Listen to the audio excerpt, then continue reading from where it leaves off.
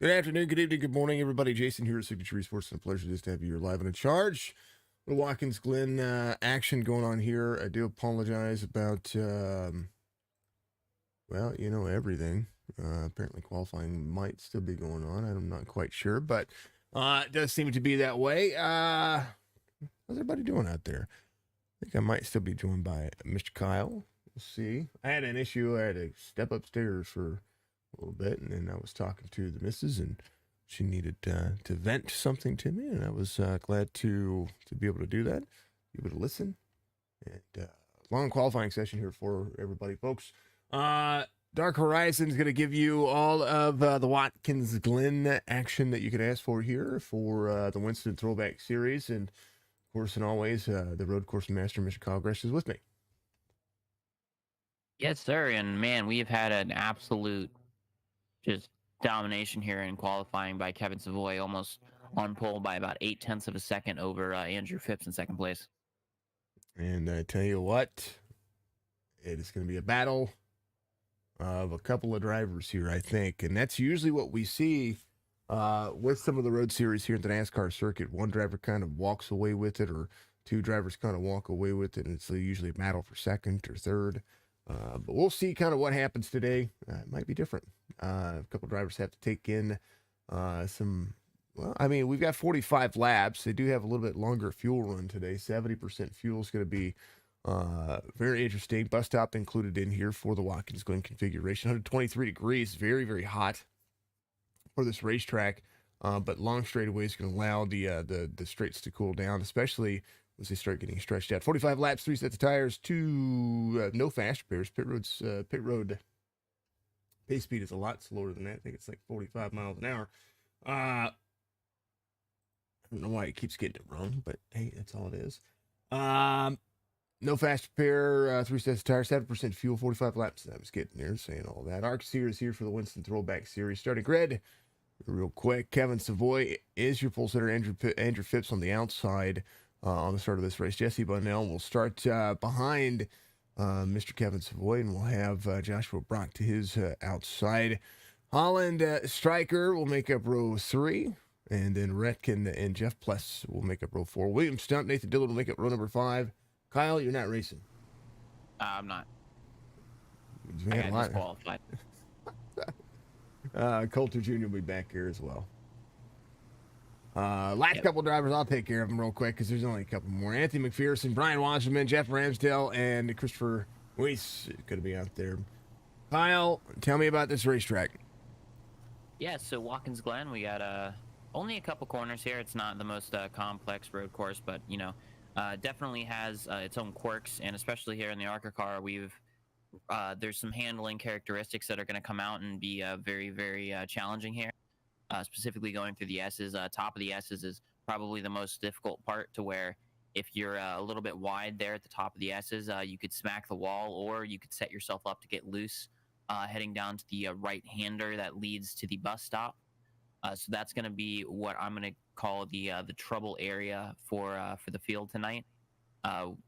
No cautions, so we're only going to have one shot at going up there double file. So I think this start is going to be something to look out for. It's been great to see everybody. James Mandarin out there. Good luck, gentlemen. Good luck, Coulter, Will Kern. Hoping to get back out there next week. Good. Brent, did see you out there earlier. Thank you so much, sir, for being out there. I appreciate you. Will Kern, give us a like. James, give us a like and a share. Nathan Dillon, give us a like. Redkin, give us a like and a share. Dirt Static, give us a big old follow out there. If you haven't checked out Dirt Static, it's another broadcast team that just kind of jumped up and started doing some things. So we'd love to see it. So make sure you go check them out. TJ Kroper gave us a big old like as well. Thank you so much, folks, for doing so. Like, follow, share. Do what you got to do out there. NASCAR turn 1, a lot of speed getting down into this corner whenever Watkins Glen turn 1. This is just traditional turn 1. A lot of speed getting into this corner. The only saving grace about this corner carrying any kind of speed is that there's this very big, very open section on top of that, but it's very flat. You see Joshua Brock and Spicy going to the back there, having to serve some penalties from last week. Krypton giving us a big old let's go get him striker. Good to see you, sir. Yeah, you mentioned that turn one, that runoff patch, specifically in turns one and out of the carousel, they added a whole area of pavement.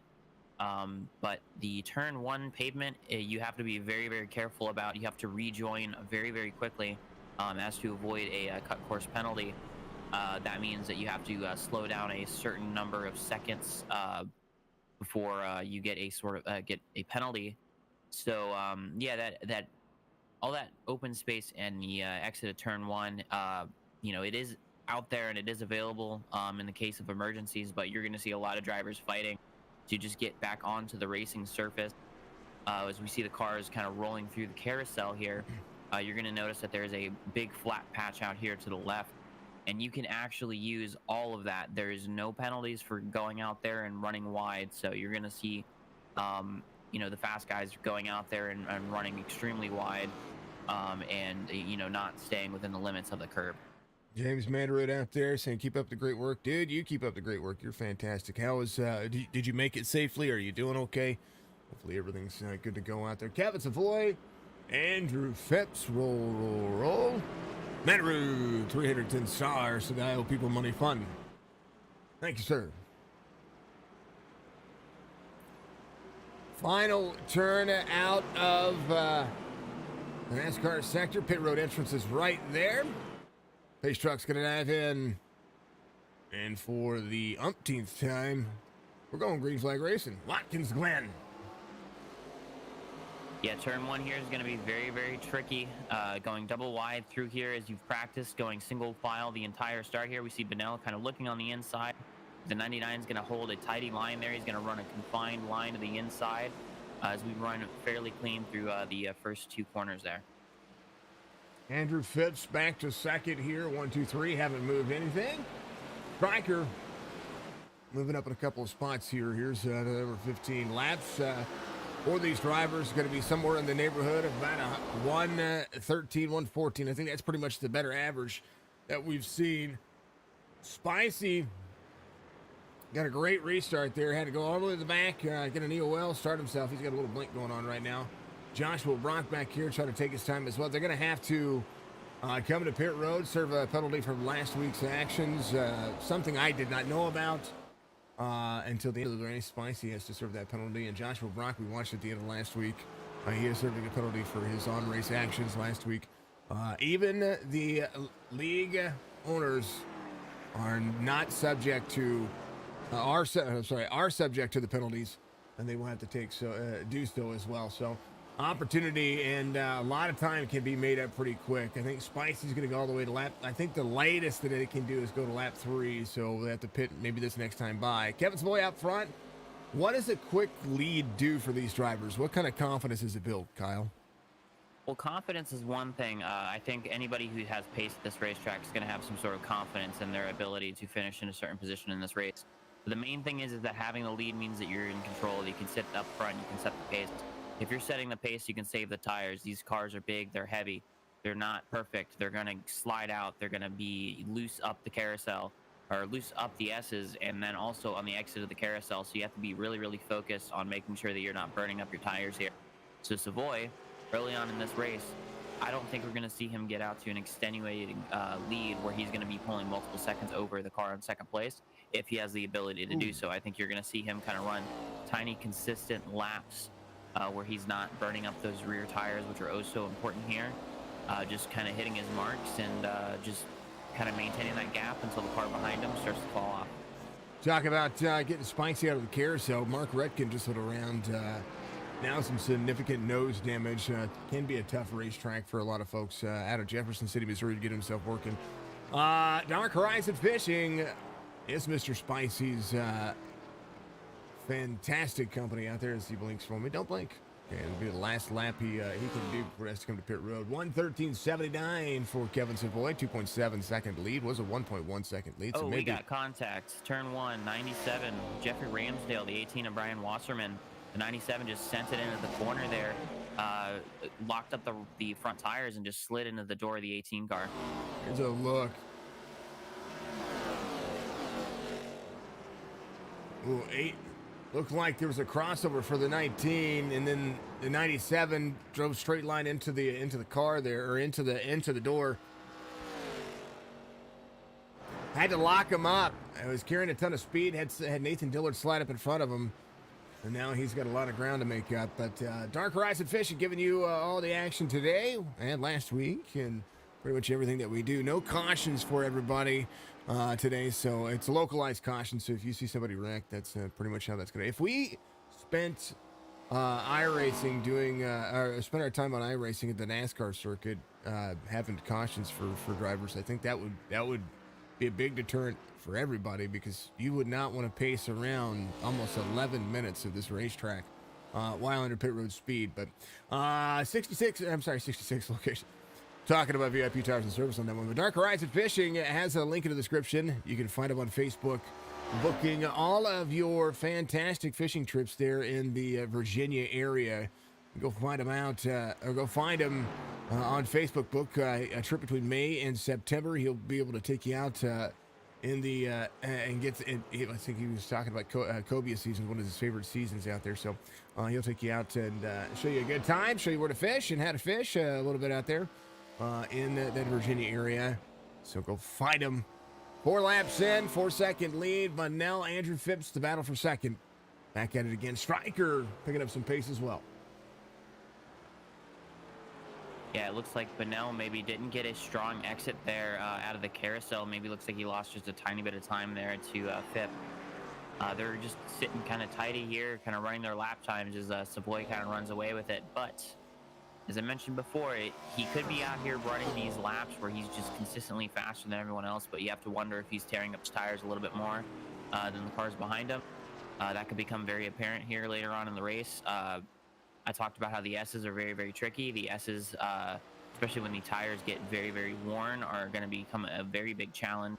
I think we're going to potentially see 1 or 2 people get loose, maybe even spin at the top, or even a little bit beyond the top of the S's, where you're going to see a potential crash that could maybe even bring in some other drivers into it. But yeah, tire wear. That is going to be the name of the game here whenever we do stock car racing on these road courses, is you need to make sure that you can keep those tires underneath of you. And with Savoy and his experience, I doubt that he is going to just willy-nilly be throwing these lap times down if he didn't know that he could keep his tires on him. Watkins Glen is a long run racetrack, long straightaways, and the corners are pretty much about momentum. You can grip and rip these corners because of the line that you run. Plus, there is banking in these corners, so that pays a big dividend. As you see, Stryker kind of run higher out there. 5.3 seconds, folks. Apparently I'm having some internet issues. My upload speed is going to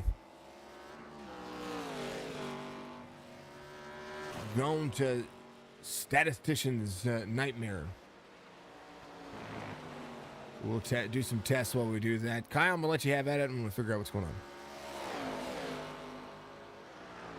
Yeah, we're looking here at Jesse Bunnell running in front of the 12 of Andrew Phipps. We're entering the bus stop, a corner that's very, very favoring of drivers who are confident on these road courses. It favors people who can throw it into that corner very, very hard, but also get the car to slow down, get pointed, and exited onto into the carousel here. As we see them exit here, we're going to see the 17 run a very tidy line. He's going to stay within the bounds of the racetrack. Like I mentioned before, iRacing does not have a track limit for going out wide there anymore. So running wide there, you can use all that room, but Bunnell not seeing it worthwhile. The 12 car is going to be catching up very, very slowly here. As you see him on the, or just seeing the back bumper here of the 17 as we enter turn 1. This is a downhill section. This is very, very inviting to kind of just throw it in here for a pass, but you have to make sure that you have the car settled and ready to get underneath of somebody. As we enter the S's, the most challenging part of this track, you got to make sure that you can hug that tight inside line on both parts of this corner without touching that curb, because if you touch that curb, you might find yourself in a position where you're getting loose up the hill. You find yourself spinning very easily.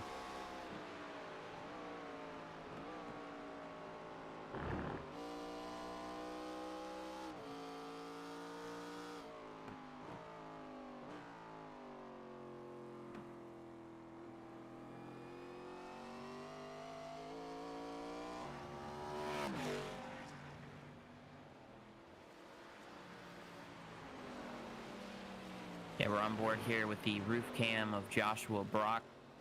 You can see just behind him just how much these cars just change throughout these elevations that this track offers. Has a lot of just elevation changes, especially through the S's, and then we go into these flat sections to where you're demanding a lot laterally out of these cars. He's entering the bus stop here. This is one of the most banked corners of the racetrack, to where you're kind of entering a track that's very similar to what you're used to driving in these cars, which is kind of those banked ovals, but you're not having that left-hand consistency, and you're also going downhill, which is a very interesting little concept there for most people to understand. We're entering the second to last corner. He enters that fine, but this last corner here, it's very, very crucial to get a good exit there. It's very inviting to oversend it, and it's also very inviting to undersend it into that corner, to where you're not going to be holding that momentum off of the corner. We're going to see him enter turn 1 here. You're going to want to get close to that inside curb, but not actually get on top of it. The second you touch these curbs on the inside line at certain corners, it is going to upset the car. Talking about going up the S's, I said hugging those curbs, going up both corners of these S's. You want to make sure that you get as close as possible to them, but the second that you start touching them, it's going to unsettle the car. And with how loose these cars are, as we see the 60 car in front get a little bit wide there, Joshua Brock having to make a decision here on what to do behind the 60 car here.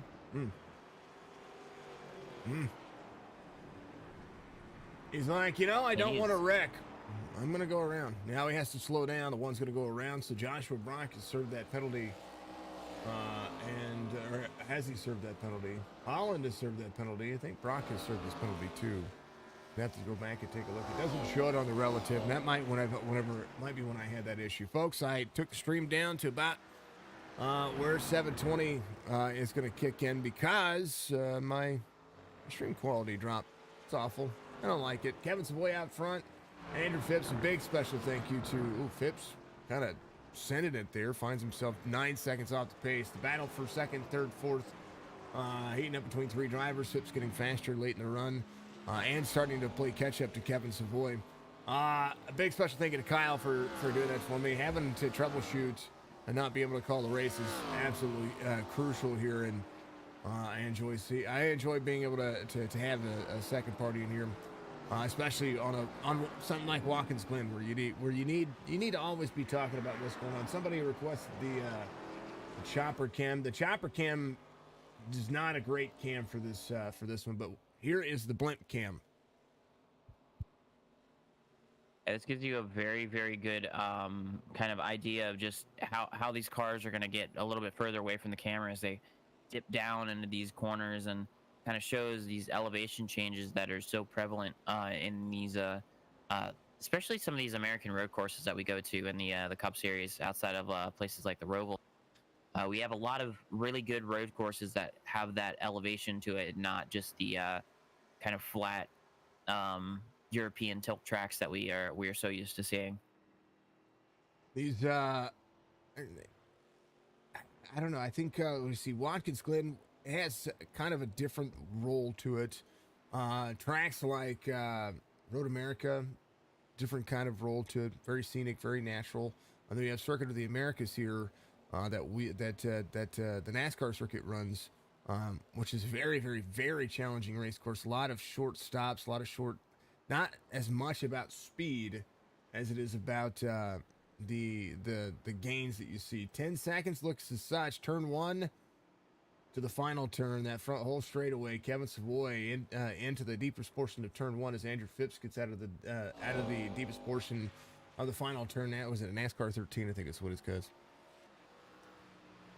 Yeah, and we have oh man, that was close for Jesse Bennell. Almost got ran into by Michael Strickland, Striker. Krypton in the chat saying, "Go get him, Striker." Well, Striker's getting ready to get up here in the podium positions as he's starting to catch the back bumper of Jesse Bennell. Striker's good at road courses. He's been working on this craft for a minute. His iRating may not say it, but he's been working on the NASCAR circuit for a little bit. Wants to improve his road craft. He's doing a pretty decent job. A-class driver in that circuit. But it's very hard to find A-class drivers doing that. I went through. You have to go back and clip it. I went back through and watch the clip of the 97 earlier. whenever they had an issue. That was back on lap 6. 11:45, 15. Stryker taking over third. Yeah, Benell just kind of laid over there, it seems like, through the carousel to just let Stryker get through. Maybe he's going to sit behind him here and either try to conserve his stuff here, as he might consider Stryker being a little too aggressive on his tires here, or maybe just getting behind and just kind of reading the situation, maybe seeing if he can learn a thing or two, see what the 15's doing, that maybe he can do a little bit better here. That's a really good thing to do here, or at any road course, actually, is when somebody's faster gets to you, is just to let them by and just ride behind them, so you can kind of see maybe, hey, this person's going in a little bit harder to this corner. I can go behind them a little bit faster, as we see the Benell getting a little bit closer to the back bumper here of Stryker.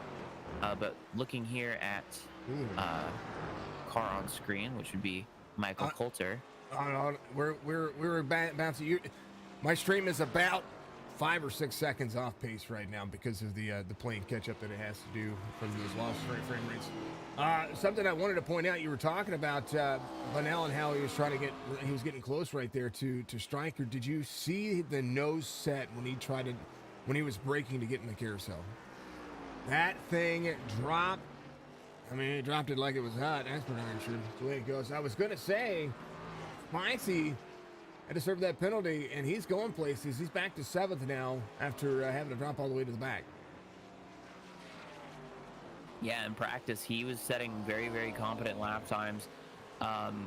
We can divide the field up into groups of kind of pace and kind of who is running where during, practice, and where they're running now currently on the racetrack. But, Holland, currently he's 46 seconds off of Kevin Savoy. He very realistically is sitting in position here to get by Anthony McPherson, who's currently in 5th.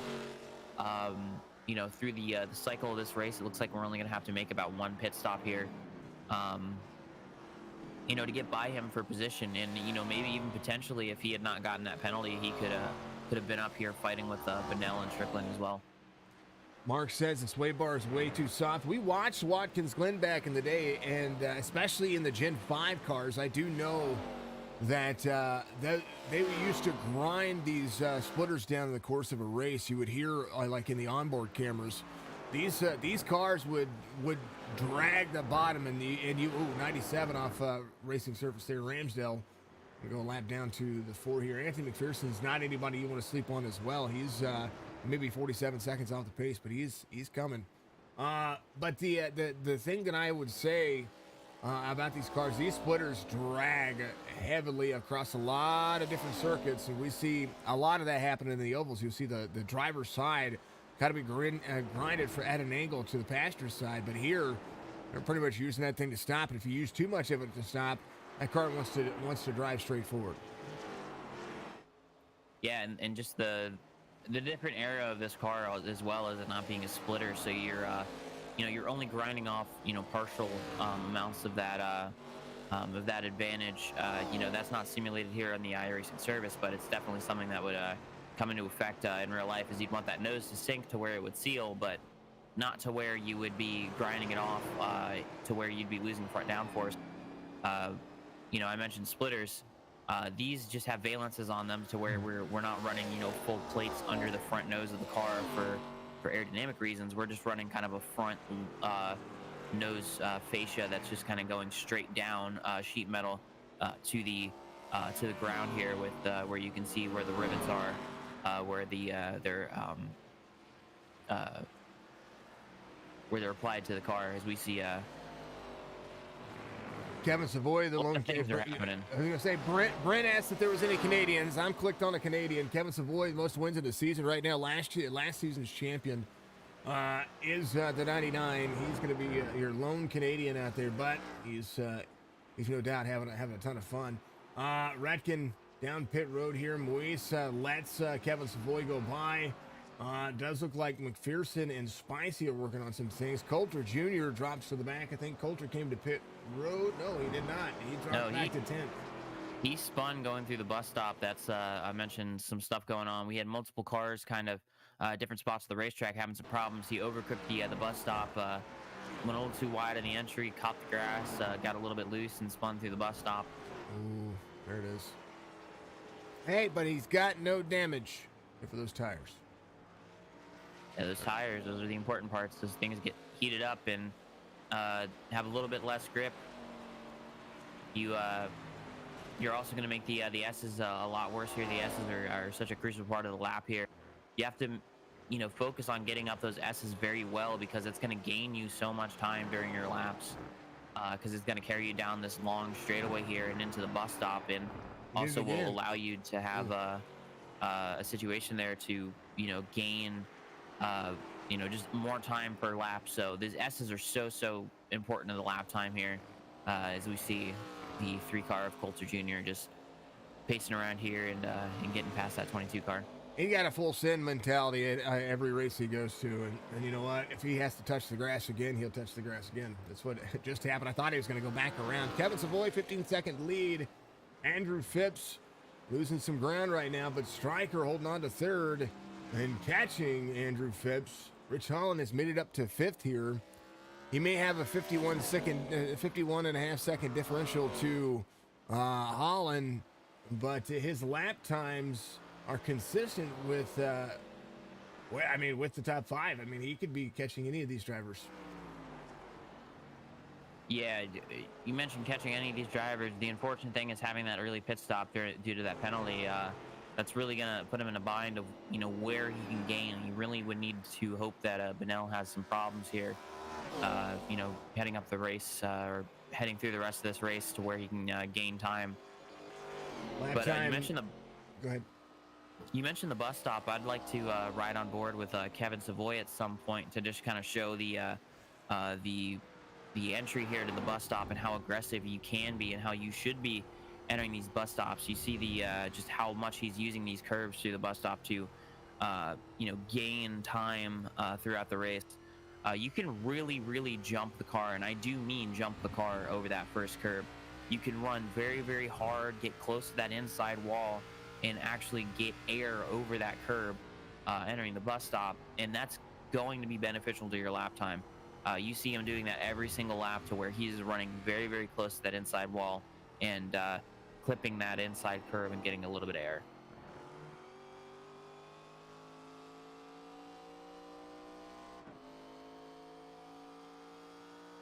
And while we're on board here with him, we can actually kind of just focus on the different things that you're going to be dealing with throughout this race. Yeah, turn 1, you get a little bit wide there, but he's running a little bit wide entrance here. He's going to be very careful with the throttle, because this S is here, especially at the top of the hill. You're going to see him crest up here. He's going to get loose.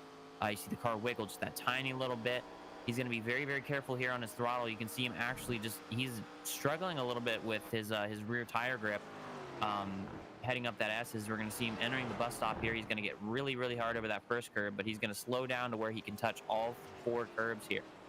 The major thing here is that it's easy to touch those first 2, but if you don't touch those last 2, you're really not doing a good job going through that bus stop. You're going to see him here, but go out a little bit wide. He's going to just try to make sure that he's not overdoing his tires. He's just making sure that he's not turning more than it needs to be. He's going to brake around that asphalt patch where that bridge goes over, I think, a road that goes underneath the racetrack at that point. It's a little bit of understeer there. He's going to be tearing up his front tires a little bit as he catches Michael Coulter Jr. Coulter Jr. is going to run a little bit wide. He's not going to have the run off the corner. He is going to pull over to the right to make sure that Kevin Savoy can get by him here, and then he is going to brake a little bit later than I thought he would. He's going to actually overcook the corner just a tiny bit, but maintain position there. He's going to not tear up his tires too much, and we're back at the S's, what I think is the most challenging part of the racetrack at the moment. At any point, it's like you're running on ice skates here. 17-second difference is dropping now as big wreck in front. Nathan Dillard having an issue. Nathan Dillard had that full send moment earlier. Let's take a look. 43 trying to break in the corner. He breaks heavy. 43 back into the throttle. 12 gets into him. So Phipps going to lose a ton of ground here now as some lap traffic becoming an issue. Yeah, Phipps got a little bit of nose damage. I'm not too worried about that here at a road course. You can gain. I mean, you're only going to lose time on the straightaways when it comes to damage, unless you get some heavy damage to the suspension. But yeah, he's got Striker right behind him. I didn't even notice. Striker's just caught up the gap, and he's going to put pressure here on Phipps for second place. A little bit of crinkle, nothing too serious. It doesn't look. I think most of it was more cosmetic than it was anything else. But you never know the underlying problems there. I don't want to go back here one more time. Here's Andrew Phipps. One cockpit here. Andrew Phipps giving enough patience to the guys in front of him. There's the 1943 out of the corner. Gets up. Oh, and just move. Plants him in front of him. That contact was a little harder than I thought it was. Andrew Phipps driving around like you don't care. I mean, if it blows up, it blows up. I mean, that's my opinion. Well, that's another thing to worry about here is you need to be careful about your revs on the engine.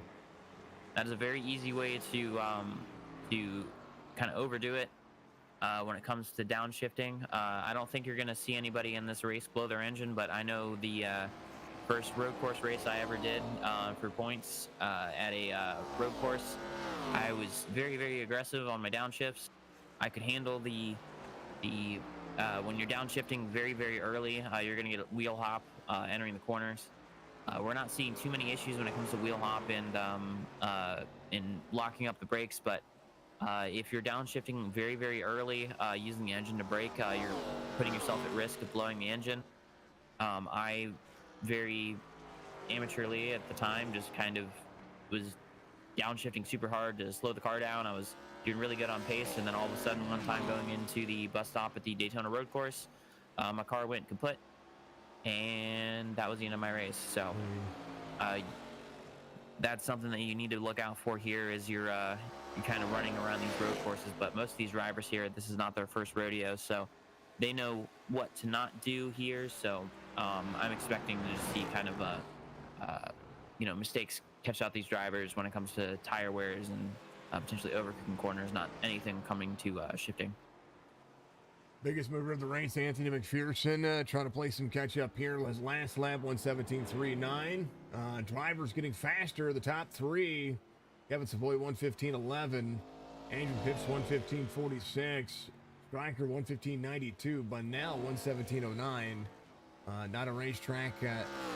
Bunnell knew that he was going to come in here and have his work cut out for him, but somebody who is faster than he, Brits Holland, a couple of about a half a second faster per lap so far. We'll see what he does here as they continue to work. Folks, I appreciate everybody being absolutely awesome about it. They're going to come to pit road here in the next 3 laps, trying to maybe split the stage in half. Maybe some of these drivers might run it out of fuel. Yeah, this car I think can go to about lap 25 on the fuel. So that's fairly easy on the pit stops here, as you can go, lap 22, lap 23, or later. Going later, gives you just a little bit of extra tire advantage, but for some people that probably won't be worth it.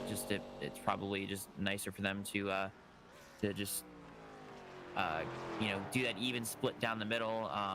A reason why you maybe might pit a little bit early would be because if you had a couple spins and problems throughout the race to where you're just trying to regain some positions that you'd lost.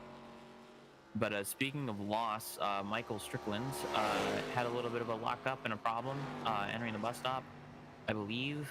Just lost a little bit of time there. No big kerfuffles there for him. Just a big chunk of time that he had lost there to Andrew Phipps at last lap. He's thinking about pit road right now.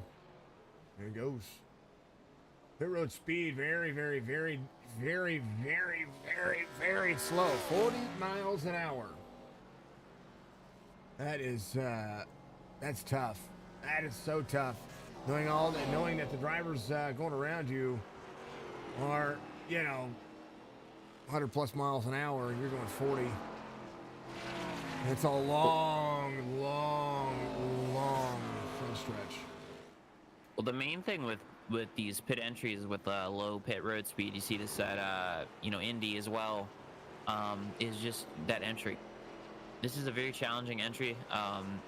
You can enter it a bunch of different ways that you could probably gain some time with. But if you're trying to gain time, having that hard send in the pit road is a very easy way to kind of gain that time. But if you have a problem, it's not a commitment cone and some grass on the outside and a penalty that's going to catch you out. It's the wall and the pit barrels that are going to end your race. So we see Andrew Phipps turning in this time to enter pit road and take his 4 tires and his fuel here to take him to the end of the race.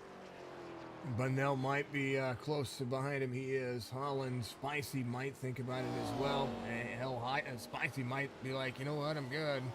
I need to gain a little bit more time before I think about pit road. Ooh, a little wheel hop for the 99 coming out of the bus stop.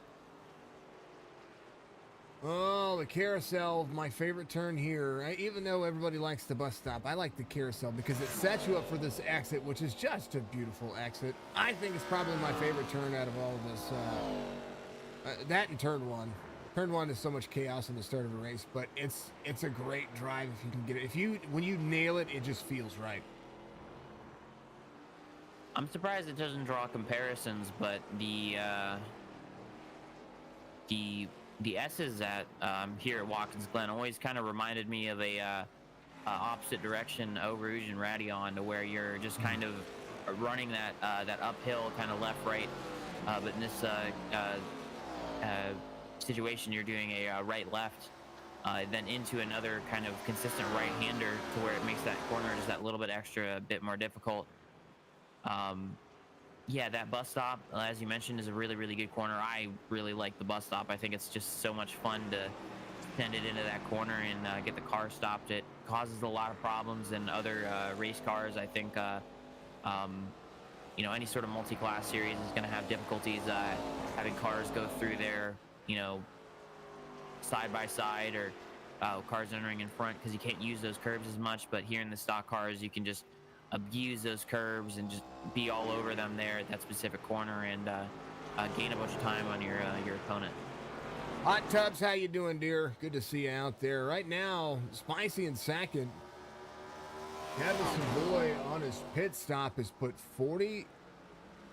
I was going to say it was about 40 seconds for most of the drivers, and right now 24 looks to be that way. Rich will still need to come to pit road. I still think he has a top 5 car. He's just going to need to work at it here as the drivers go. 21 laps to go. Brought to you by Dark Horizon Fishing. Stryker's going to be in 4th right now. Jeff Pless in the 48, making up some ground in the lowest 48. Anthony McPherson, Joshua Brock on pit road. Coulter Jr.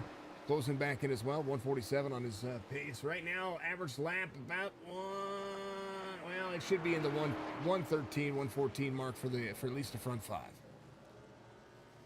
We'll see this time by. There's Kevin. This is his out lap from his pit lap, so he will be a little bit faster, 140, about 2 seconds faster than Andrew Phipps on his out lap for pace. Spicy ran a 117.77 on his last lap, so his fall off from his fastest lap is about 2.5 seconds, but he's been running a consistent right about that 115 mark. I wonder if he's going to hit that 114. I think for his situation, he's just got to focus on making sure he's, not absolutely obliterating his tires here. That's just such an important part. I mean, he's got such a big lead that he needs to just focus on, getting those consistent lap times that aren't melting his tires. So I think he knows what he's doing. He's going to be able to put down a pace quicker than the cars behind him, but he's also going to, not do anything stupid here that's going to sacrifice his lead here. I was talking about Holland. I wasn't talking about Kevin. I was talking about Spicy. That's what I meant. Yeah, Spicy trying to get into that 114 mark. Kevin's, he just gets a little free right there on corner exit or corner entrance of it. Now that was a little different. He got his tires very close to the grass there for Savoy. Savoy's going to just run consistent. He runs a 113.34. He'll be a little bit. The track's a little cooler. He can run a little bit more of a burner lap since it's heat up. But Savoy got a little free there on the final turn to the front straightaway by getting to the grass. Good little save, but we forget about this grass. This grass is probably the biggest detrimental aspect. One wrong tire slip just a little bit, and these cars just want to go. Yeah, the big thing there is you mentioned the grass. I think whenever you see a car get loose into the corner, specifically with these road courses with the stock cars, it could be a multitude of things. You could have it either be the brake bias. You could have somebody who set the brake bias a little too far back to where you're trying to downshift, and all of a sudden you're just brake for the corner. You just got too much brake force to the rear to where it's slowing the rears faster than it's slowing the fronts, and then all of a sudden your rear starts to kick out. It could be you're being a little too aggressive with the downshifts to where you're starting to wheel hop a little bit, or it could be grass where you're just kind of just very lightly touching that grass and it kicks the car sideways. So yeah, the grass is tricky, but there's plenty of other things too here that could catch somebody out entering the corner as well, that could cause a loose symptom. I've just never seen somebody hit the grass in that corner. That's, I think, in the multitude of times that I've called this, I've never seen somebody be that fast and hit the grass in that corner. That was it was interesting to watch how he was able to save it too. So it's probably, I've called this racetrack, I don't know, more than a couple of dozen times, and it's insane to see. Just you almost see something new every week. These tires slip. Oh, little grass touch there. Almost goes around. Thank you very much. Whoever was out there. Just missed it. Rob, thank you very much. I have a lot of my stuff turned off right now because our upload speed is probably at the bare minimum for streaming right now. Once again, Charter not coming in clutch for me. Not very happy about that. We just had a line put in. We just had all of this fixed, and we were back to square one once again over the last basically the 3 days. So we're gonna be on the horn tomorrow. That's for darn sure. I'm getting tired of this. If you out there work for Charter Spectrum in the Lake of the Ozarks area, I'd love to talk to you. I really would. I really would. From the home internet to the business internet that we have, I'm just, man. And there's no other option here without going to satellite, and that's about $700 a month I don't want to spend. 99, 12, 15, 17, 35. Spicy back to fifth, about a second, about a full minute off pace. 17 laps to go. He's consistently getting a little faster each lap. The importance of letting these tires come to you, especially when it comes to figuring out your line and where you need to drive in, how consistent you need to be. Tonight, for some of these drivers, 43, that's Christopher Moise right there. He's in 12th, up forward. For a lot of these drivers, it's just about having a consistent drive line. Just get through the race line, get through this race course without having to have too many issues, and just work the natural drive off. Having a very strong suit for any road course they go to, and try to make this his ninth win on the season. Trying to make it very much tough to catch. Points are everything. Points are everything, especially with the way that they have it set up here. Yeah, and you mentioned points too, with a lower field count as well. This helps some of the drivers that are behind them. It doesn't allow some other cars to kind of get up in contention and kind of stick their nose in between to kind of increase that points gap. So the boy is going to have a really good points night tonight, but potentially not having as good as a points night as he could have, with not having some other drivers show up. That's just a symptom of most leagues when it comes to certain races. Just sometimes on certain days that you're going to have less people show up than others, whether that be due to a favorance of what type of racetrack they're running, or just sometimes some people are collectively just busy on one week compared to another. They saw Watkins Glen on the schedule and said, nope. And that is also a part of it. I don't know why. This is such a fun racetrack. And that's going from a guy who would rather drive Kansas than any other racetrack. You know what I mean? That's me. That's how I feel. But I like Watkins Glen. This is a very comfortable race line once you figure it out. It's a little challenging in the ARCA cars, so it's kind of Got a little bit of both aspects. Like, I like it in every vehicle that I've driven on it, to include the boot. Whenever you're on GT3s or the LMPs or the Formula cars, however they want us to say it anymore. I don't even care, as long as I don't say that other word. The open wheel cars. You got to say the open wheel cars. That's what it is. The Indianapolis. Yeah, there you go. The automobiles. Moj. What's up, Moj? Good to see you. See, we can call it a Formula One car because they're Formula One cars. Right. But we have to be careful about the Indianapolis automobiles in the U.S. Open Wheel Series. I hate that. I hate being that much. I do, but I understand. I do understand. I don't have to like it. Holland. He's man. I tell you what. I think Kevin might be lapping all the way to the fifth, but Spicy does have a good race line. Super late on the Glen. Yeah. So I remember, what was it? My first or second week here, they were running trucks at the Glen on the service, and this was almost 3 years ago. They had trucks at the Glen, and then they had the SK mods or the touring mods. I think it's the touring mods that they had on there at the Glen. That was a ton of fun for an open wheel modified to get out there and run the speeds that they do. Now, of course, the lap times are, you would think that the lap times on those cars would be, a lot slower. They were actually probably in comparison to about a 118. That's pretty fast for that car. And I've seen folks do more with it. Kevin Savoy, current points leader, 20 starts, 8 wins, 12 top 5s, 15 top 10s. Andrew Phipps, second in points right now he's off by about 112 points. Bunnell, 171 points off in third. A lot of different drivers out here running a lot of different circuits. Top 3 doing a super late model would be awesome as well. I like them. I did a tour. I think it was the touring or the SK mods. I can't remember which one it was, but it was a ton of fun here as well. A lot of horsepower in the turns, and I tell you what, those modifieds are they've got some grip down here.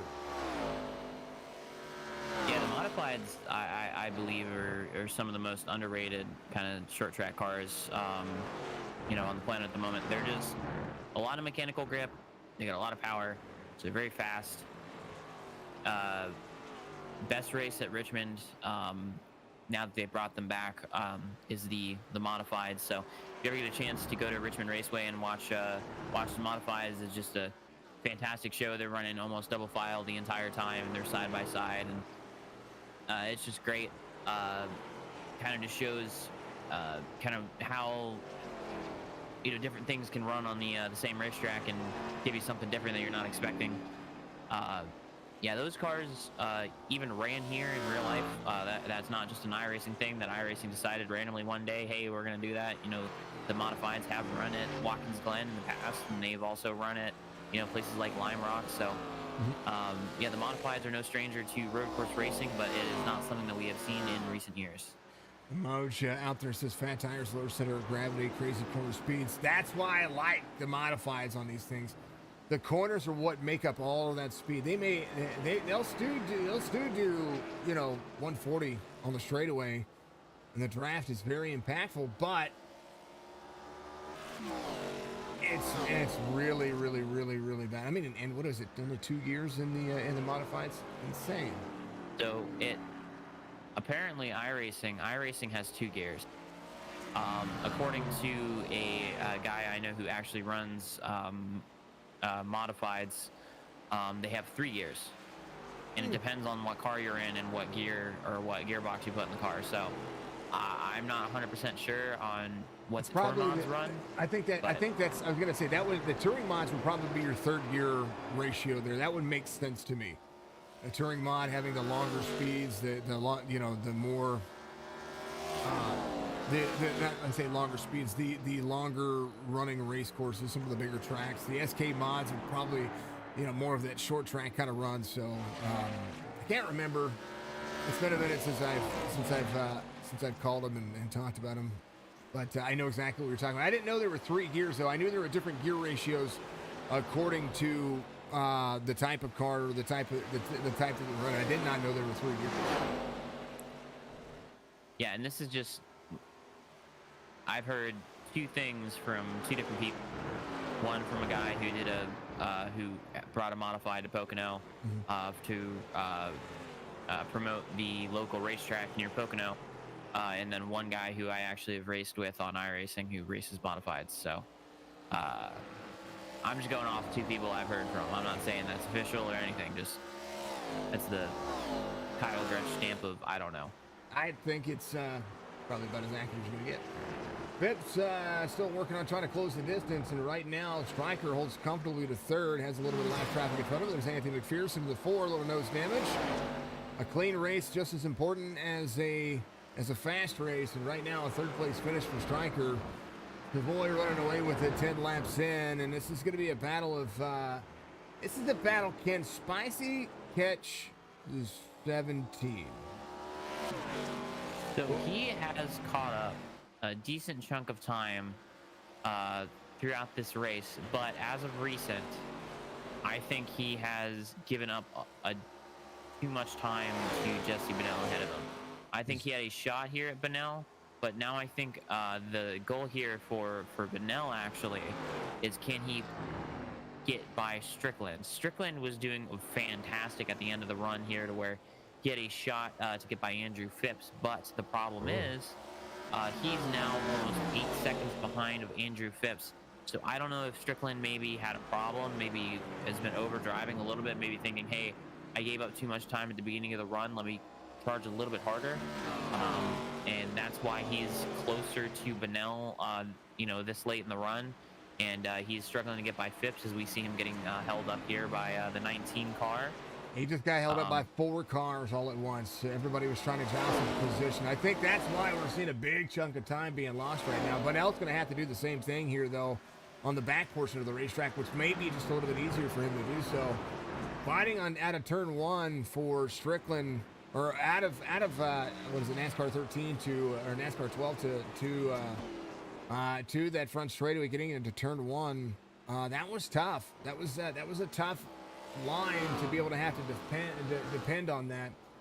The gap went down to 3.2 seconds, now kind of increasing a little bit, but Bennell, I think you may be right. Maybe Strickland kind of overcooked a little bit.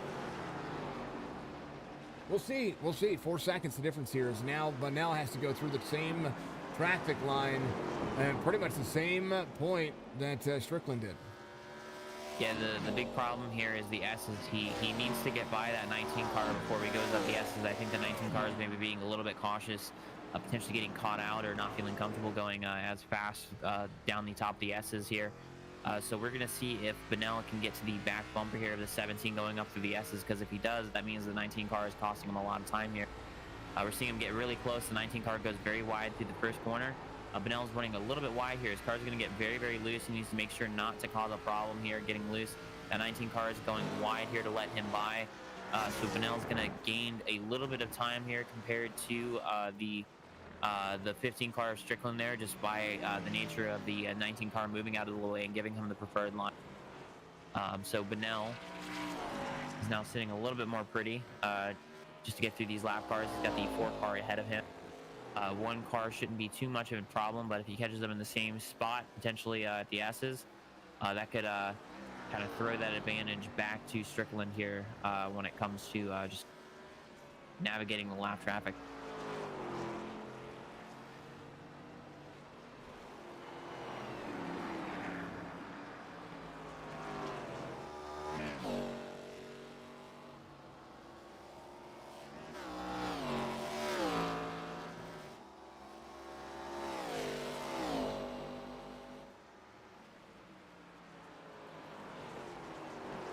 And speaking of Watkins Glen, when was the last time that you think the modifieds ran Watkins Glen?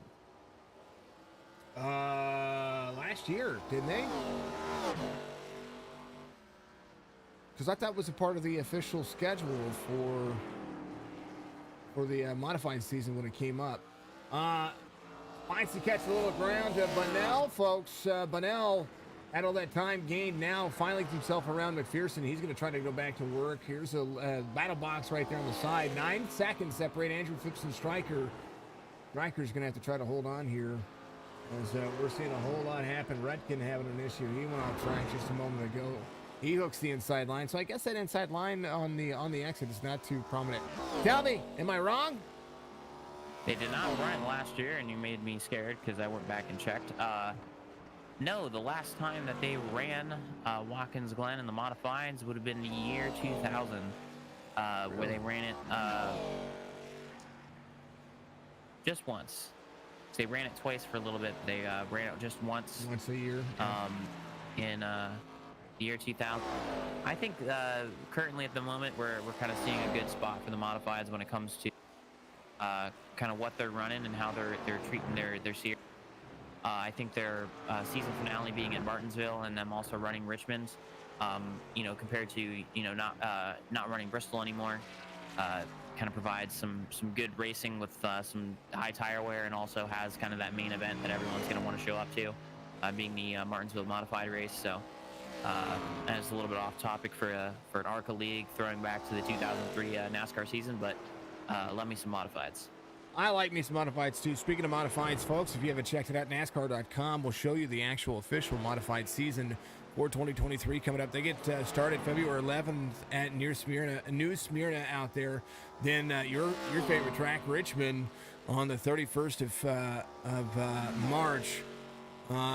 Madanaka Speedway on May 6th, and then the summer months heat up for the I'm looking forward to Langley. They're going to run North Wilkesboro again this year. That's awesome. Martinsville is their season finale. That'll be on October 26th. 2023 schedule looks pretty promising. Yeah, and as I mentioned before, it is unfortunately a little bit more expensive than a truck ticket for some reason, but the modifieds at Richmond are just a fantastic show. If you don't like big crowds and you just want to show up for a race, have good parking, and get out of the racetrack, hopefully with some good vibes, and hopefully throughout the years we can see that event grow into something a little bit more special than it is currently. But yeah, just a good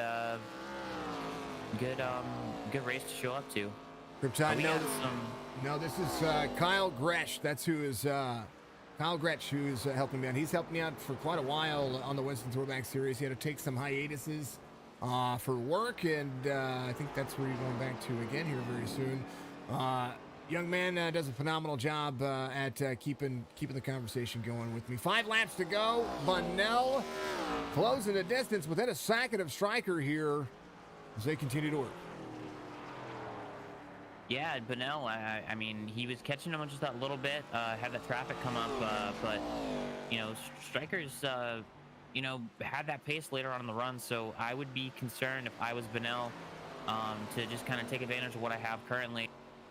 He's got a huge gap behind him to Richard Holland. Richard Holland currently a lap down now, to where he needs to just be putting pressure on Strickland here to potentially get him to make a mistake here. With only a couple laps remaining, he needs to make sure that he's perfect in making these decisions here on how he's going to get through these corners. And getting there is one thing, but also passing is a whole other deal with kind of a car sitting in front of you. From the John out there, part of the pit crew for Stryker. Stryker apparently hit the wall. We're not seeing any damage on his car, hardly at all. If it's anything, it might be a little. It just looks cosmetic to me. It doesn't really know. So that does play a difference. It looks like he's getting free off of that final turn, getting tight off that corner. That's just no good. Thunder's giving us a like. Krypton says, yeah. Adam Spicy says, Anthony Garland. Rich is in a zip code all himself, and I tell you what, if he didn't have that penalty at the start of the race, he's a top 3 car tonight, or he's up there battling for third with these guys. Rob Van Ness, Umar, thank you very much. Minhaj, thank you very much as well. Will Curran, thank you very much as well. Yeah, I completely agree. His current pace at the moment is really really good, and he's just been persistently just kind of up there. And as you mentioned, just with an extra pit stop, that extra pit stop, didn't give him any sort of advantage at all. It just was, a penalty. So even if he took tires, I mean, 3 laps into the race, I mean, that's not really going to do anything for you. So, really good job there by Richard Hollins. Thank you, Anthony, for the like and the share out there. Savoy, all by his lonesome, getting a little bit up and at him, but 3 laps to go. And still 20 plus turns that they're going to have to go. He's going to have to go to and keep himself consistent with a big lead.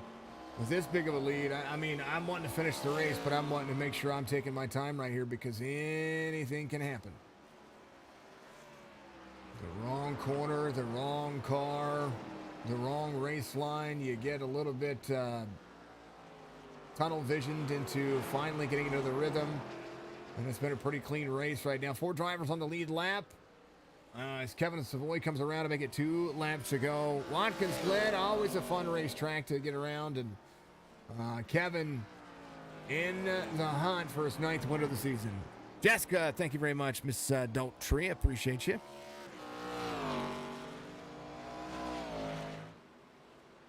Thank you for the like. Savoy just out front here, just kind of commanding just his pace up front. I wanted to mention too some news here, not official news, but through some official sources. Kevin Harvick potentially taking his final season this year in the Cup Series. Thought that was kind of relevant information here to bring up on the broadcast. Just with Kevin Harvick and Truex Jr. That's now I see the left front damage for the 15. Boy, yeah, Kevin Harvick. I'd seen a tweet about it earlier. Martin Truex Jr. Confidently announcing that he says, "I'm done." And oh man, we're losing. It's that 2000s generation now that's hitting retirement.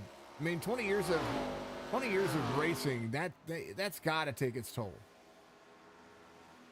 Yeah, just you got people who are out here for so long, just kind of persistently just putting in all the effort here to be competitive. We see Savoy here just on this final lap here, just kind of parading around.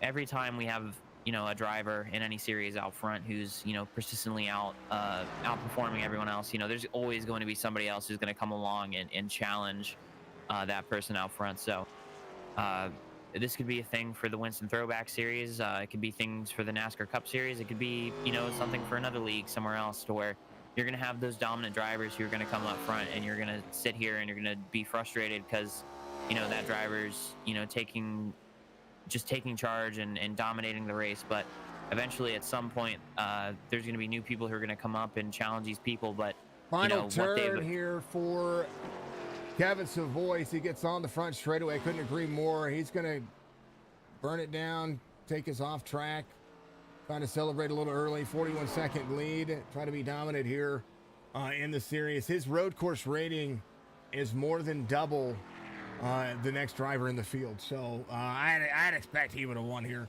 Kevin Savoy, your race winner. Stryker and Bunnell, last couple of attempts here. There's still drivers on the racetrack trying to compete for position. A top 3 night for any one of these drivers would be huge, especially since Bunnell started 3rd and now has to work these final couple corners here.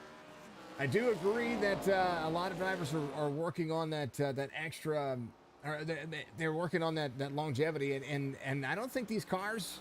I mean, they're making these cars safer, but I don't think they've made these cars as safe as some of the drivers want. Some are just kind of done. Stryker able to hold on.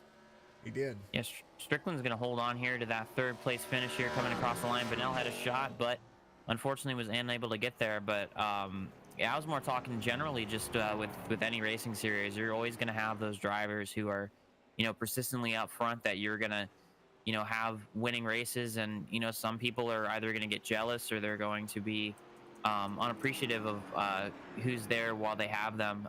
Examples being like Jimmy Johnson or um, uh, just anyone who's ever had some serious success in any series. So you need to learn to respect the drivers that are currently there and in any capacity, even if it's in sim racing. So Kevin Savoy just showing a very dominant season here, just kind of spanking everybody. But you're gonna have people who are gonna come up and challenge him, or he's gonna just continue to show himself as the dominant driver he's persistently shown himself to be. Make sure you check out Dark Horizon Fishing. Sponsor of today's race, VIP Tires and Service, big part of the platform over here. 66 locations across the Northeast. Give you your race results. Go check out the West Lebanon store in New Hampshire as Kevin burns it down here and celebrates. 99 is going to be your race winner today, 9th win on the season, so he triples it up. Andrew Phipps will be second. Stryker makes up third. Bunnell and Holland all inside the top 5. Joshua Brock finds himself in 6th. I don't know if he went to pit road. Did you see him go to pit road to serve that penalty? That was something I was going to ask because I was looking at the relative and I want to make sure that some things are not inaccurate on my right side. I thought he did, but who knows? I just missed it. Jeff Plass will be 7th. Coulter Jr. will finish 8th. McPherson will finish 9th. Nathan Dillard inside the top 10. Redkin, Muis, Stump, Ramsdale, Wasserman, Kyle, 45 laps down. But hey, you're consistently last today. It was awesome. Yeah, I saved the most tires. For sure. Good win with the 99. It was a good win. A little dominating win. We'll give him a little chit chat real quick. This is one of those races that you just kind of expected it to happen. Let's bring about Kevin Savoy. Congratulations on the race win. Talk us through it. Consistency was the key. It was it. I mean, we assumed, we don't like to assume, but today was an assumption on a victory here. Yeah, well, I never say I'm going to win a race because anything can happen. Equipment failure, just traffic or a mistake, and over here it's really easy to do. You go up the S's up the hill, and the car gets really, really loose. And sometimes, if you catch it just wrong, you can snap it back into the wall and cost you the race. So it's still not an easy track with these cars, and they like to go all over the place. But yeah, it was consistency all day. Try to keep the tires underneath, making sure I was running just enough fuel to make a one stop, because last time I think it was with the chop shop, and I had to do a 2-stop, and that cost me the race. But tonight, able to manage the 1-stop and get the tires underneath it. Kyle, anything for Kevin here for his 9th win on the 99? Yeah, going for a little bit of a 999 here when it comes to stats. 9 wins for the 99. I mean, just very good momentum. Managed to cap off Indianapolis last week after a late race caution there to kind of throw everything up in the air a little bit. Watkins Glen, like you mentioned, a little bit challenging there going up to the S's. The car got really, really loose at the top there. What was your strategy there? Not strategy, but just how are you handling that car going up through the S's for the people at home who aren't driving it? What were you doing to make sure that you weren't spinning out every lap going up through those S's? Mostly just being careful not to give it too much steering angle. If you give it too much, it'll really snap on you right like in the middle. Being prepared for it to just give it a quick lift off the throttle if it snaps out. But yeah, that was pretty much it. Short shift into fourth right before turning left helped a lot. So, and just another thing that helped a lot is just trying to keep the left rear happy. If you ever did anything like in turn 1, if you had it loose, or even in the last turn, if you got it a bit loose and got it warmed up a bit too much, you got to that point and it would be a bit tricky. So keeping the left rear happy, especially last turn in turn 1, would make it a lot easier going up the hill. Kevin, always a pleasure. Congratulations here on the victory. A little 0.6 extension here because it's a road course. lot of different drivers still within in that good distance, but this will extend a little bit here. Give you shout out to my man. Congratulations once again. Yeah, thanks to you and Kyle for great broadcasts every week. The Signature Esports on YouTube, Twitch, and Facebook. Thanks a lot to the Winston Throwback, to everyone that runs the league, every driver. Great races every week. Can't get enough of it. And to everyone watching, y'all, any of my fans that are watching, thanks a lot, and we'll see you guys next week. It's gonna be a ton of fun. Kevin Savoy, your race winner today, folks. Doing a great job of finding his pace, and he's just trying to make sure that what he does isn't too dominant. Now, come on, no, I'm totally kidding. Doing a great job. Andrew Phipps will be your P2 finisher today as he takes a look at his race line and what he was able to do there towards the end, just kind of separating himself from Strickland behind him and Bunnell, who had a good battle going on. Andrew, early on, were able to keep pace, but then Kevin did what Kevin does. Yeah, I didn't even try to stay with Kevin. I went on to take care of my tires in case Strickland and Bunnell came driving up. I just went into savings mode from the beginning, and Strickland was coming on me. I was just talking to him. Apparently, he didn't take tires at his pit stop, and unfortunate for him, but lucky for me because he would have drove by me if he'd had tires. Yeah, I'm looking at his pit stop time now, 11:97. That means he sat there for fuel. We're pretty close to it. Yeah, well, that was a huge break for me and unfortunate for him. Maybe he was thinking he needed those extra sets for whatever reason. You know what? Some people don't take tires to this racetrack. They think their average race time is pretty much there.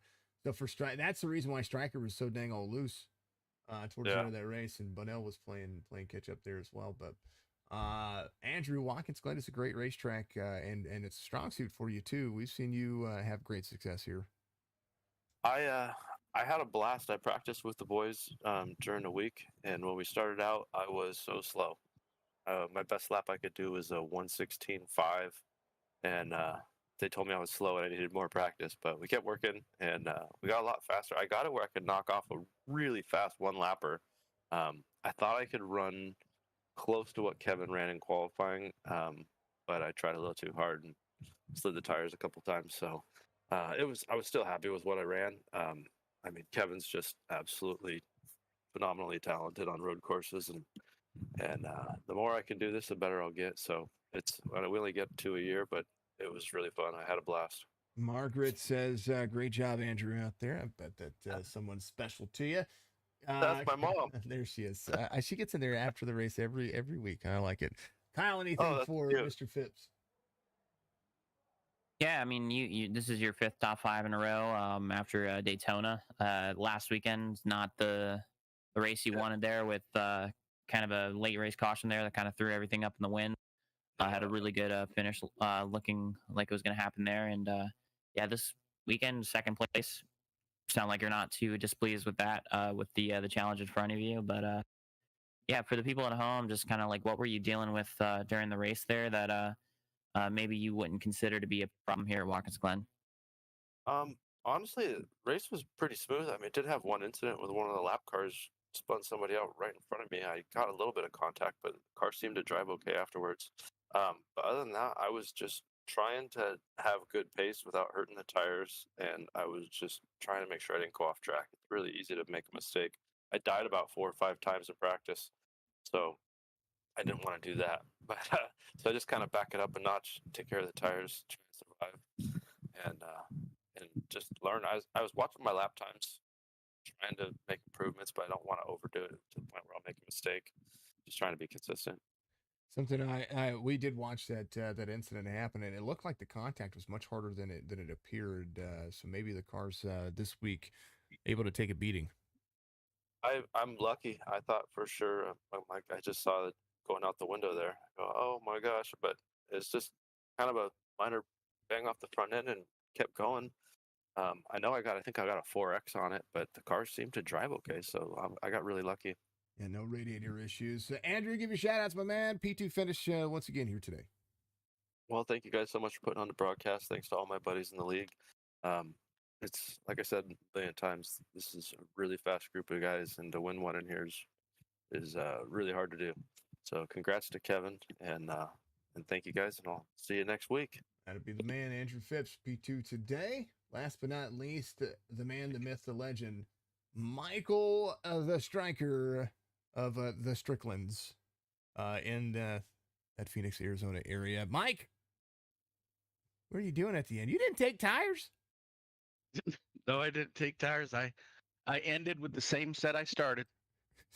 No wonder you were sliding toward the end. We were wondering. You were very free. We were wondering if you ran the tires off of it. John was in the chat. He said that you'd made contact with the wall, and he didn't tell me you didn't put tires on.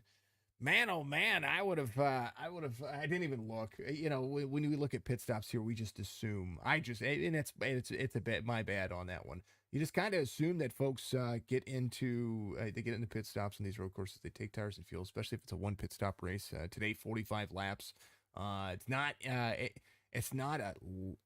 a long race, but it's not an overbearing long race. So it just kind of feels comfortable to run 45 laps here and be able to get in that groove. Today you had a battle though, and it was you and Bunnell for a while. Yeah. But what I was just trying to do is just stay out of trouble. I didn't, to be honest, I really didn't have any practice this week to get ready for the race, but I figured I'd go off of memory, and I just was going to cruise around.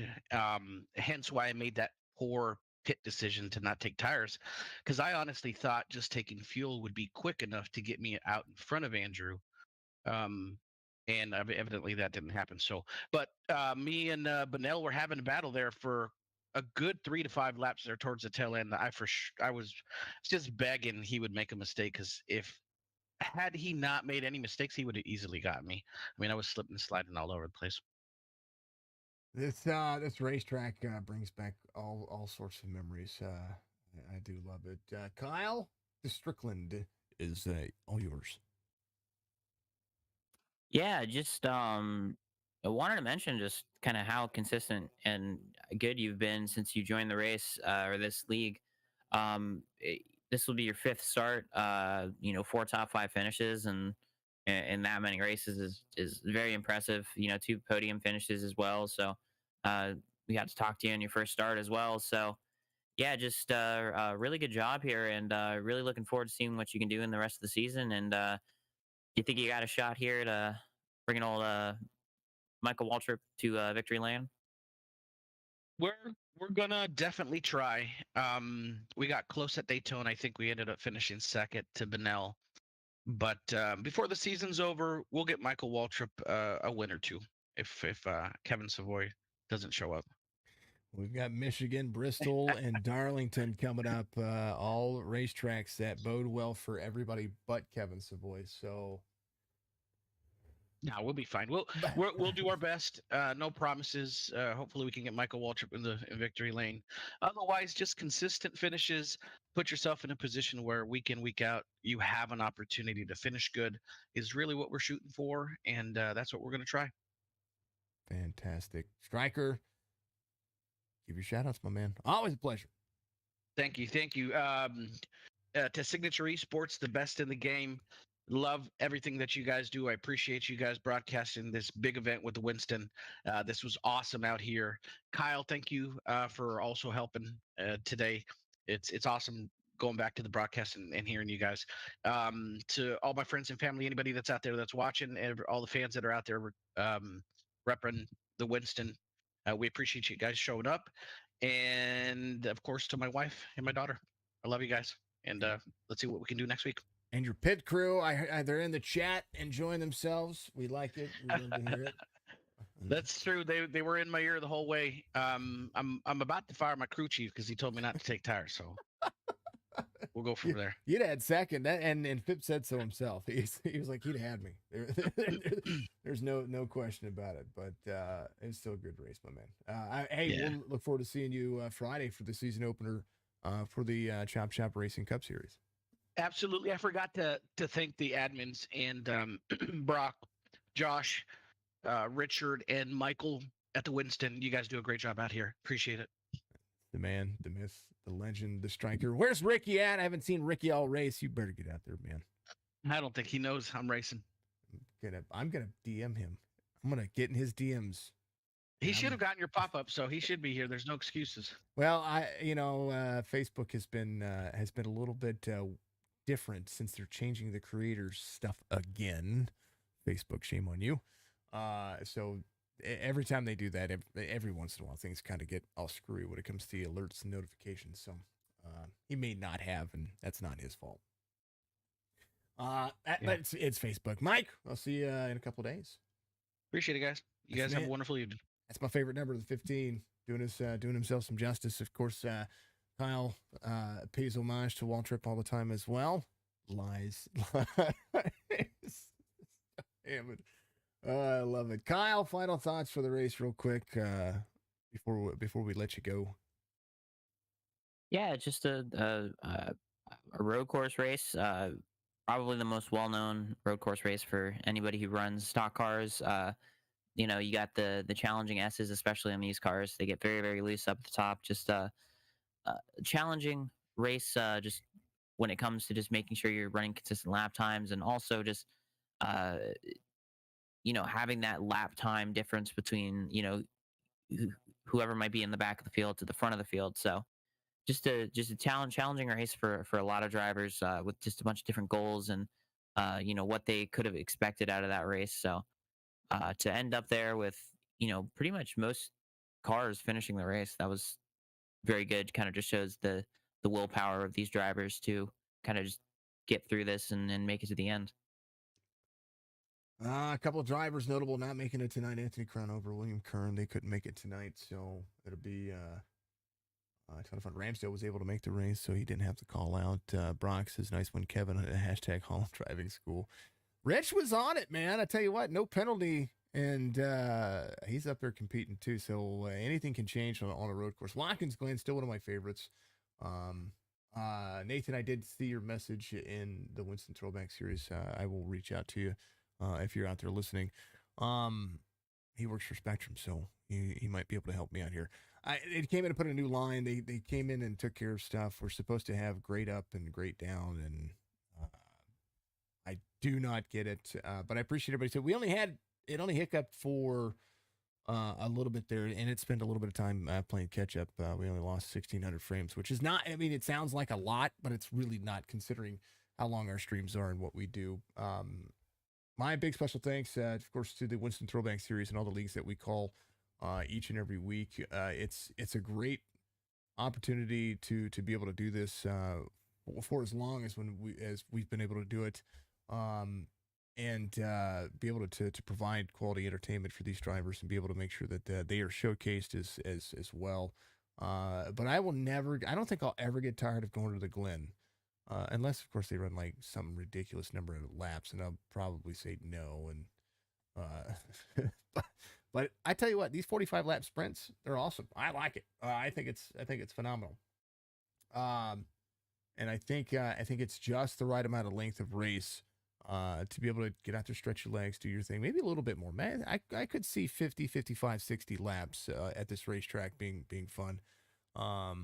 You know what? We might have to bring the modifieds out here and run some modifieds on here for whatever reason. With super lates as well. Somebody said super lates out there. We'll have to get out there and test that and have some fun with that. That would be a ton of fun.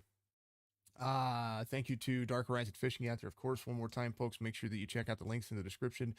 Dark Horizon Fishing will book you from May to September out of the Virginia area, fishing, the Chesapeake Bay and the James River area. VIP Tires and Service, giving you all the love up there in the Northeast. Go check out the West Lebanon store in New Hampshire. Go say hello to Mark and all the family over there for us. The VIP Tires and Service family, giving you all that you need with no BS tied to it. It is always a pleasure to have you there, Kyle. Always a pleasure to have you. Thank you so much for joining us here in the old SE booth, and you've been a blessing and a ton of fun here, man. We like to get back and forth and kind of bicker, and not really bicker. It's constructive debate about cars and what we like to see, what we don't like to see, and what these tracks every day. And that's kind of refreshing to see somebody pick it up so fast. You did a great job. Tell people about the special event real quick that you've got coming up. I know that you're kind of still got it under wraps and still figuring some things out, but you've got something coming up that might be one to be looking out for. Yeah, ironically, I was just looking here at the schedule. The Winston Throwback Series runs a race on the 25th of January, which runs Bristol with the dual pits. That'll be just a normal race. And then on the 27th, on the Friday, I'm going to send more information out. I'm going to send it to specific leagues that I like. And this is one of the leagues. So I'm going to stream it on my YouTube channel. It's going to be Bristol Multiclass. It is going to be 20 next gens, 20 trucks, 20 ARCA cars, no cautions, 10 fast repairs. And all class winners are going to get a trophy. So just kind of a crazy event to do it just to do it, because it seems like it's going to be an absolute just spectacle to watch. Gives a lot of people a lot of chances here to get a trophy of some sorts and actually have to deserve it. It's going to be hour 15 minutes of chaos and also 10 minutes of group qualifying. So just whatever chaos you want to see on iRacing, I'll get all the bad mojo out for everyone else with pileups and whatnot, and we'll have some good clean league racing. We'll post that stuff on our Facebook page for Kyle, so that way you folks can get out there and see what he's talking about. Much love, my man. Congratulations on finding your niche.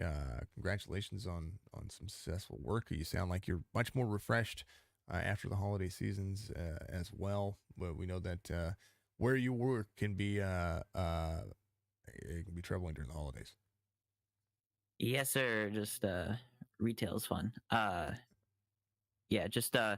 Thanks to Holland, Brock, met up with both of them at Richmond's when I first came here. I think I only had done a race, maybe two, with you guys before. Met those two guys in real life at the I think it was a truck race for at Richmond. So those nice to meet those guys. Shout out to Coulter for creating so many paint jobs, and it's funny now seeing the MCJ logo on trucks that I might race against and laughing because I know the guy who painted him. Right. This is a good series just when it comes to just sticking to something and kind of pulling through and having an idea of what you want to do and just doing it successfully.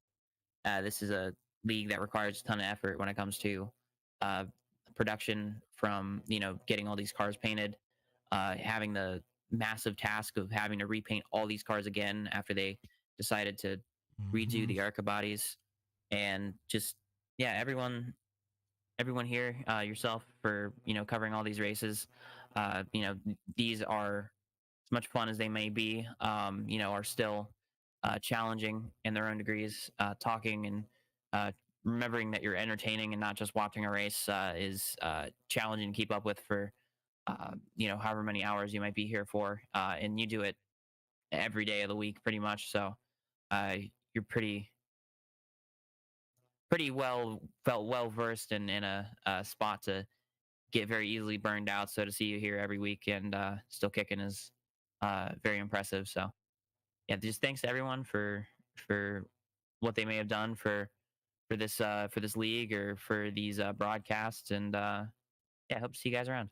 If you see that picture, you know that you've got the right guy. His nickname, I still love your photo. I can't believe you still have it on there. Oh yeah, always. Love it.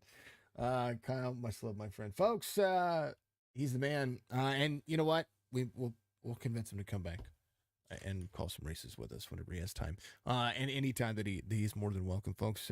Kyle is young man with a bright future and loves the simulator, and that goes to say not just with Kyle, but and you bring up a good point. There has been days that I have said I don't want to do this anymore because as far as the burnt out progress, but then I get into that next race and it's always a phenomenal race. I don't know what it is. Maybe life saying this is where you need to be. I watched a race last night that it may, as far as views go, didn't have the clout that it normally has, but it was a 41 truck field at an iconic legacy Charlotte track, and it was such a good race. There were so many different things that happened, and I go back and I say, you know what, the views didn't even matter. Because of course it was across 3 platforms. Since I've made the switch back to multi-streaming, of course the views on Facebook take a hit because people go back to watching on their preferred platform, which is not a big deal. I don't care. The numbers don't matter. The race and the quality and what I do matters. But I will tell you that anytime that I start feeling that the inkling of being burnt out, the next race is phenomenal. The next 10 races are phenomenal. And then I'll go half a year and go, man, do I want to keep doing this and keep thinking about it? And then that next race is phenomenal. So these drivers do a great job. These leagues do a great job of putting forth the effort. So I continue to keep that in the back of my mind. If they're going to do their job, I'm going to continue to do mine and try to improve as well. We are going to be improving very shortly as well. Spicy got to hear earlier my my at work microphone. He was like, "You sound deeper," and I'm like, "Well, I better. That's the way it goes." Kyle's the man. Kevin Savoy is your race winner. Winston Throwback Series will be back next week. We're off tomorrow, Friday. Chop Shop Racing League gets season 2 underway for their Next Generation Cup Series. I'm just going to start calling it the Cup Series because Next Generation is out the door and we're into the Gen 7 cars. And maybe they'll make some changes this year to be able to keep those cars a little bit more moving in the positive direction, especially for safety reasons. That's the only thing I care about 2023 for NASCAR for, is keeping those cars safe. That is it. The cars flipping at these super speedways, just catching the wrong amount of air and going up like it's a piece of toast flying in the wind. That was that's what I had a problem with last year. I think that's probably my biggest thing, and the amount of injuries that we saw from these cars. So I'd like to see NASCAR do that. Outside of that, what else we got? Saturday, we have a doubleheader back with some dirt racing on Saturday and Sunday in the evening time. But during the day, it'll be NASCAR action once again for the iRacing platform. Chop Shop will have the Xfinity Series at 4 p.m. Eastern on Saturday, and the Outcast Racing League will be back on Sunday. Folks, I had issues last week. Again, this internet thing is just blowing my mind, so keep that in mind. Chris, thank you for the like. Josh, thank you for the like as well. Folks, if you've liked and followed and subscribed or shared or whatever platform you're watching, make sure you get out there, put a comment in there for me, share it out there to your fam, and help these folks continue to grow, because they are one of the best. Be good, be safe, be kind to one another. If you don't, you're not my friend. And of course, make sure that you take care of each other, because if you don't, you're going to find that life is lonely when you don't treat everybody the same way you want to be treated. Be good.